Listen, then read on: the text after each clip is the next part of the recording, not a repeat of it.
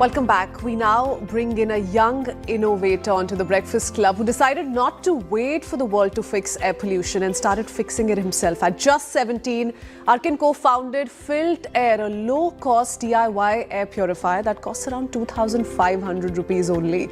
To top it all, he's not just selling these purifiers. He and his team are teaching children and communities how to build them on their own, turning clean air into a basic right and not a luxury. For Aarkin, innovation isn't about big labs or big money. It's about solving real-world problems with creativity and compassion. So let's bring in this young innovator who turned clean air into a mission. Good morning, Aarkin. Hi, hope you're doing well. I'm doing well. How are you? Hi, lovely connecting with you. Doing well. Aarkin, first up, I want to ask you something that everyone watching this would be wondering. What really inspired you to start Filtair at such a young age? Take us through the thought there, and what really was your motivation? Yeah, so I think it kind of started with the opportunities my school gave me to do service in my community. And so that's kind of where I built this relationship with one kid, Mahendra. And when we were having these conversations and talking, he told me all about these missed learning opportunities he had during the school year. For example, we have heat waves, cold waves, and now all of a sudden air pollution was becoming this bigger and bigger break that he was getting from school. And one of the things he would tell me is his mom would say, you can't play outside because of the air pollution and all of these aspects. And so for me, that was like, oh wow, this is like an actual detrimental issue to him every single year.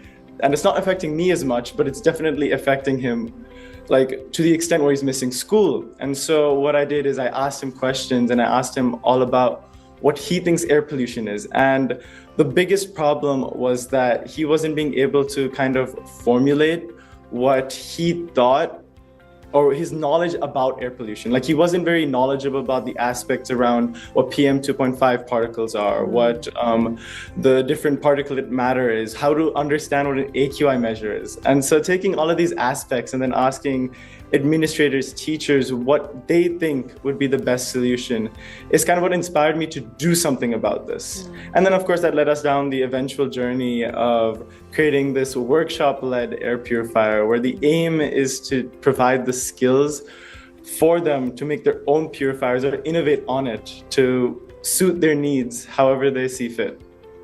Lovely. So it wasn't just about coming up with a solution that's accessible to all. It was also spreading awareness, educating community members about what really AQI is, how it's different from PM 2.5, PM 10, what all of those terminologies mean. Great. Aarkin, but for anyone who's hearing about your initiative for the first time, tell us what Filtair does, really.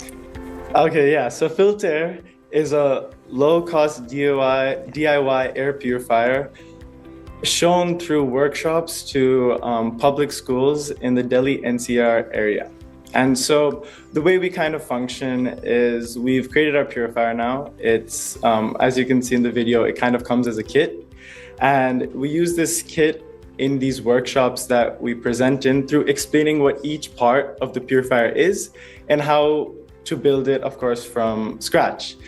And the purpose of this is to kind of take them through three different skill sets. The first skill set is understanding and critically thinking about an issue. So we educate them on the basics of air pollution, and then we run a little activity where we tell them to come up with the most common solutions or solutions that they think are applicable, then assign them the task of making that solution implementable to a specific audience. So being very specific about the people you affect, and then moving towards the way we did it and the way our solution works. And so, yeah, and that's kind of start to finish our process. Lovely. So you're not just making these DIY purifiers accessible to one and all at a more economical value, but you're also teaching people how to go about their own purifiers. How much, if you don't mind me asking you, how much would the cost of that entire project be? So if anyone wants to come up, replicate your model on their own, buy all the products, all the ingredients, if I may put it that way, necessary for a Filtair, how much would it cost their pocket? So I think I usually order about 25 purifiers at a time. And so that comes up to about a cost of 25,000 rupees. And then from there, it's all about the rest of the costs are much more about finding transportation, posters, like stickers and stuff. So then, like, I would say if anyone's launching this, it would take anywhere between 25 to 30,000 for their first workshop. And then from there, I have to say, like, just the Indian community, the Delhi community is so nice, so wonderful. Like, people have reached out, people have said, I have associations with sponsors, I would love to volunteer. And so I think once you get the word out there, so many people are willing to help that after that initial investment, it becomes a lot easier to kind of keep that momentum going. Wow, lovely. Aarkin, now tell us a little bit. Let's go back in time. Tell us what about AQI levels in Delhi NCR, because that's the story that compelled you to come out with a solution. What about it and its health impact worries you the most? Yeah, so I think since I've been a kid, my first interaction with air pollution was my soccer match getting cancelled because the AQI was too high.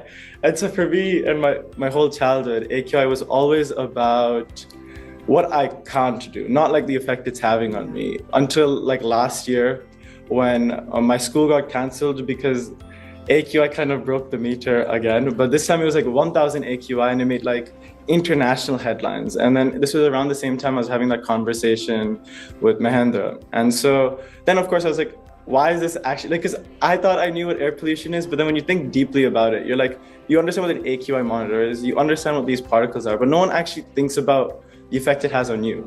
And so when I started reading up on it, I read a few research papers. I realized, yes, it does have a lot of health effects, but for me, the biggest concern was that it actually affects neurodevelopment. And so that was my biggest health concern, that if you're exposed to it during your formative years, so while your brain is developing, it can have detrimental impacts on the way you develop. They saw links between like different nervous systems, the brain, blood walls thinning. And so that for me was concerning because I was like, the next generation is going to be the one that solves this issue. And if they're not even given the opportunity to solve it because they don't have the availability of options to choose from as just something to keep on learning, I think is kind of where the spark, the start, the kind of passion came from. Okay. Aarkin, now tell us, what stage are you at in life right now? Are you fully dedicated to this one project? Are you also pursuing education in any way?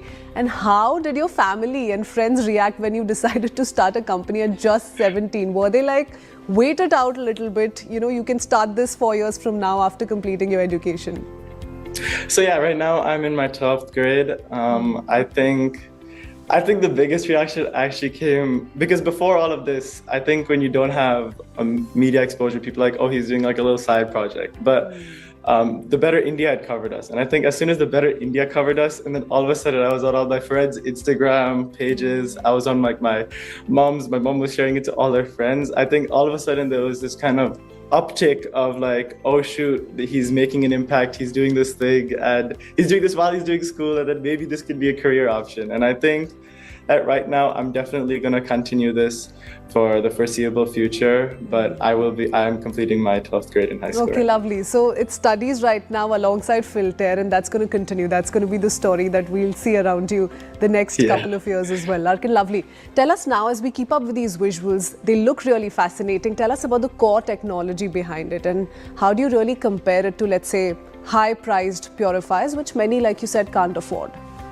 Yeah, so I think I can get started with like a HEPA filter. So actually I have a few things here. Sure. And so this is what you would see as a traditional HEPA air filter. Of course, it's a little bit black now, but originally it's white. And this is the technology used. They use a pleated one so that it's more efficient, it's better. And this cleans particles up to 97%. And so this is like the main technology in air filters. Surprisingly, this is it. So this filters both large, medium, and small size particles because it's just a random assortment of glass fibers or fabrics together, interwoven in such a way that it's like basically random. So the particles of different sizes can get stuck in it. And so that's kind of what we've done here. If I remove this pre-filter, this HEPA filter that you can see inside the holes is the same grade as this one. Ours is less because the HEPA filter is the most expensive part of the purifier, and we're trying to reduce costs. And when we were testing, we realized that while we're not reaching the 97% effective rate, we are still reaching 50 to 80% in indoor spaces.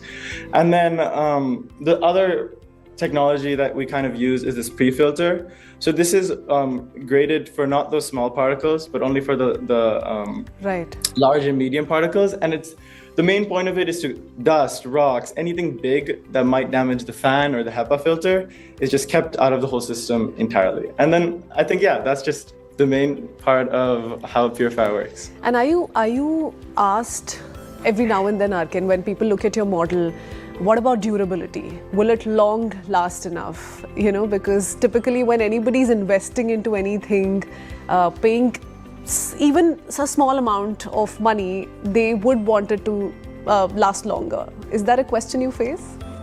Yeah, it is. And we've had the slightest trouble because we've not been here long enough to say that, oh, here are the customers saying that, hey, we've had this working for X amount of time. What we usually try to do is relate them back to each product's like grade rating. I think we tell them about the HEPA filter life, the exhaust fan that we're giving, the life of the exhaust fan, and we try to go from there.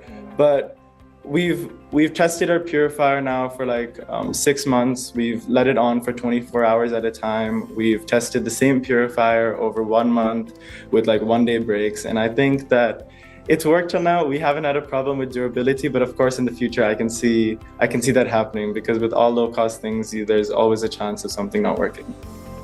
How nice. And how do you plan to exactly scale and diversify Filtair? Do you have any immediate plans?